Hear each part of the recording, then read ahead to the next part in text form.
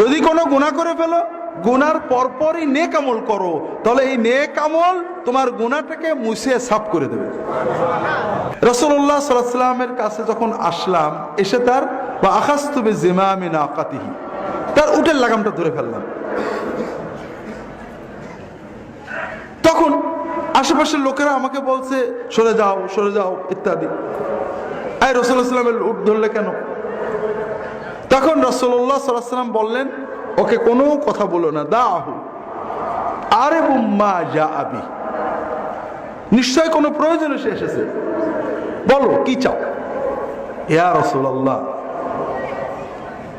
দুল্লানি আলা আমালিন ইউকাররিবুনি ইলাল জান্নাহ ওয়া ইউবাঈদুনি মিনান নার, আমাকে এমন একটা কাজের কথা শিখিয়ে দেন যেন যে কাজটা করলে আমি আস্তে আস্তে জান্নাতের কাছে যেতে পারি, জাহান্নাম থেকে দূরে যেতে পারি। প্রশ্নটা বুঝেছেন? আপনারা কখনো কোনো আলেমের কাছে যে এরকম প্রশ্ন করছেন?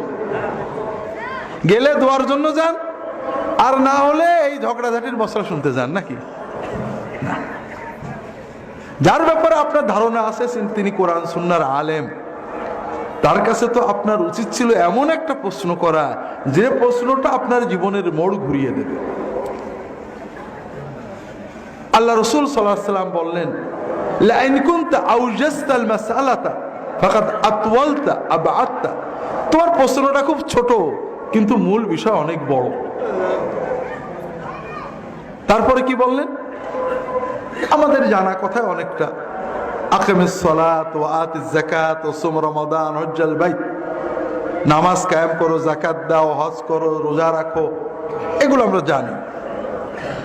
ওয়া আতিন নাসা বিমা তুহিব্বু আন ইয়াতুহু আও ইয়াতুকা বিহি ওয়া মা তাকরাহু আন ইয়াতিয়াকা আন-নাসু বিহি ফাদাউহু আনহু, তুমি মানুষের সাথে সেই আচরণ করো যে আচরণ তুমি পছন্দ করো যে মানুষ তোমার সাথে করুক, আর তোমার সাথে যে আচরণ তুমি পছন্দ করো না সেই আচরণ তুমি অন্যদের সাথে করো না। কথা কি বুঝতে পেরেছেন? কথা বোঝেননি? এই কথা, এই যে কথাটা, শেষ কথাটা, এটা কিন্তু শুধু কোনো সাধারণ ওসিয়ত না, জাহান্নাম থেকে দূরে সরে যেতে এবং জান্নাতের কাছে যেতে এই কথাটা লাগবে না? লাগবে না? তাহলে ইবাদতের পাশাপাশি আপনার মানুষের সাথে যে লেনদেন মুআমালা, এটা জান্নাতে যাওয়ার জন্য প্রি কন্ডিশন। কথা কি বুঝতে পেরেছেন?